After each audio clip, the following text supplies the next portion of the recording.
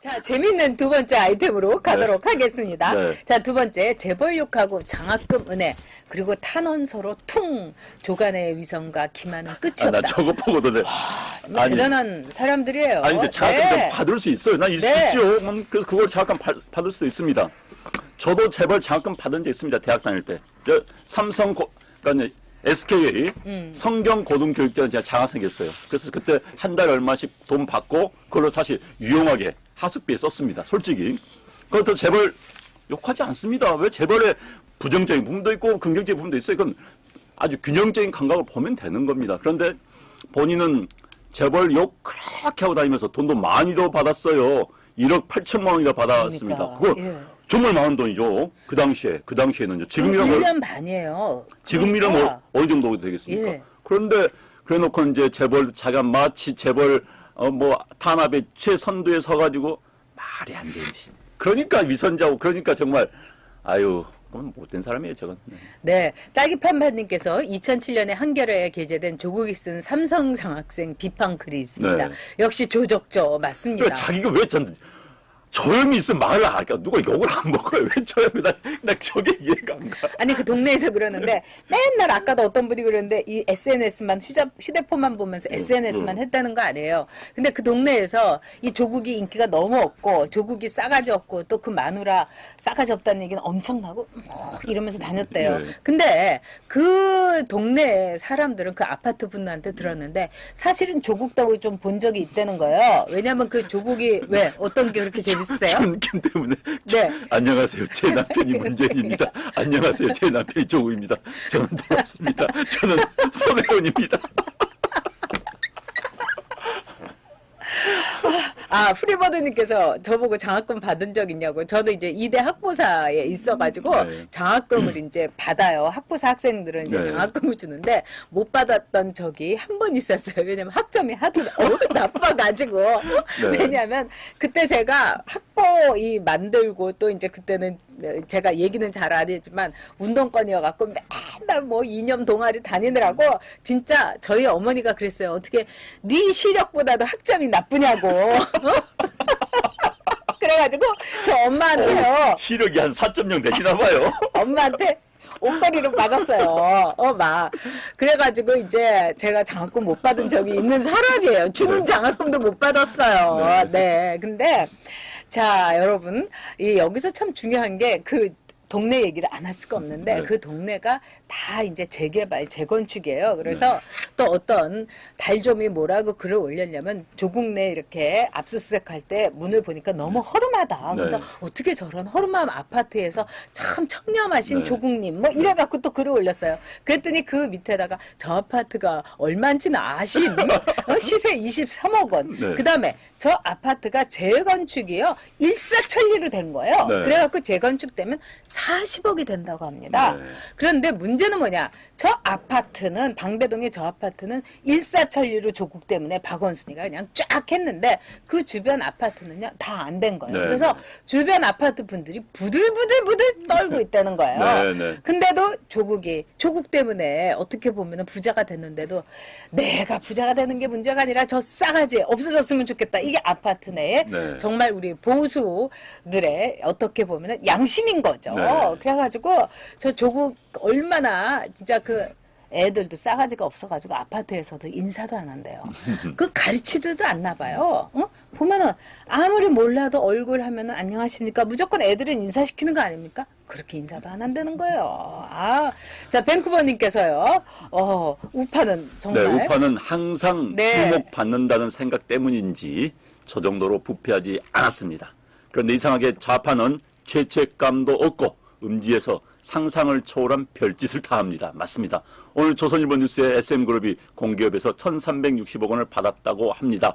저희들이 조금 이따가 세 번째 아이템으로 이 문제 다루도록 하겠습니다. 네, 감사합니다. 네, 밴쿠버에서 너무 감사드립니다. 네. 밴쿠버 날씨 참 좋죠. 네. 네, 그래도 조국 걱정 때문에, 나라 걱정 때문에 지금 아마 잠 못 이루시는 그런 일이 참 많으실 네. 겁니다. 자, 그러면은요, 저희가 이번에 보면은 재벌을 욕하고 장학금의 은혜로 이제 그 탄원서를 네. 이제 퉁쳤는데, 네. 자, 이 재벌은 또 악덕 재벌 아닙니까? 황제 복역하는 일단. 근데 거기다가 눈물의 탄원서를 쓰고 정말 삼성 장학금을 못 받아가지고 그 억하심정으로 삼성에 대해서는 그렇게 난리를 치고 여기에 대해서는 황제 복역을 한 사람인데 어떻게 그럴 수가 있습니까? 그러니까 이제 다른 재벌들이 그런 사람들이 있습니다. 좀 억울하게 네. 들어간 경우도 있어요. 왜냐하면 우리나라에 좀 배임하고 횡령은 참 애매한 부분이 많이 있는 형인데 어찌됐든 태광이 횡령을 들어갔습니다. 그런데 이 사람이 황제 복역 논란이 있었죠. 또 어디 가서 나와가지고는 뭐 하다 걸린 거 아닙니까? 한잔 하시다가 논란이 많았던 그런 사람을 또 봐달라고 탄원서를 썼고 그것도 뭐 1년 그것도 1년이란 말 썼죠.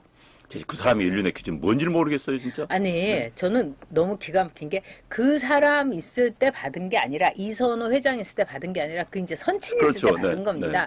그러면은 아니 그 김정은 그렇게 좋아하고 김일성, 김정일 이 3대에 충성하는 것도 아니고 네. 대물려서 충성을 하겠다는 거 아닙니까? 네.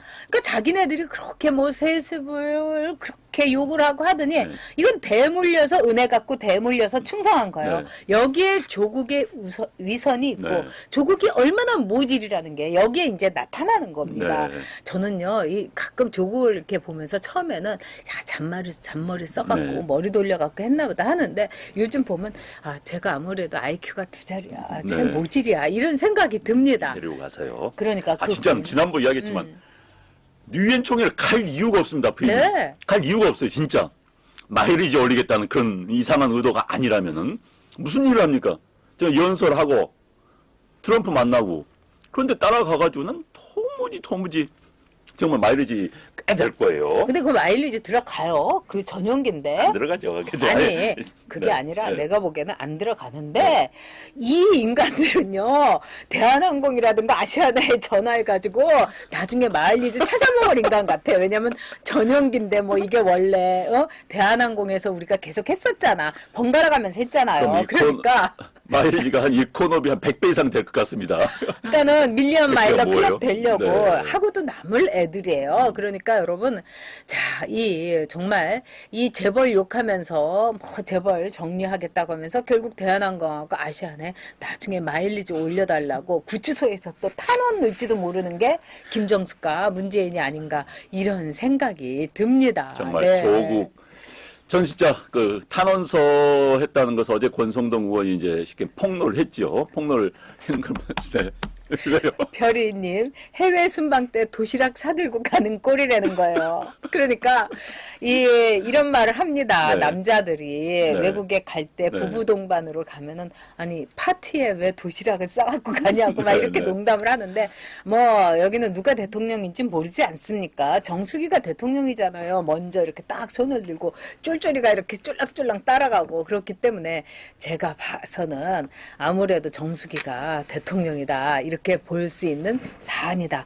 모든 인사에 정수기 입김이 세되는 거 아닙니까? 네. 우리가 이제 세 번째 주제에서 곧 하겠습니다만 여러분 이낙연을 총리를 만든 건 정수기입니다. 네. 이거는 뭐 팩트입니다, 여러분. 팩트 오브 팩트예요. 자 그렇기 때문에 자 재벌 욕하고 조 요프님 부부 네. 여행에 트럼프 회담 때 질문에 한 번 대답도 못하는 벙어리 같아요. 정말. 그리고요.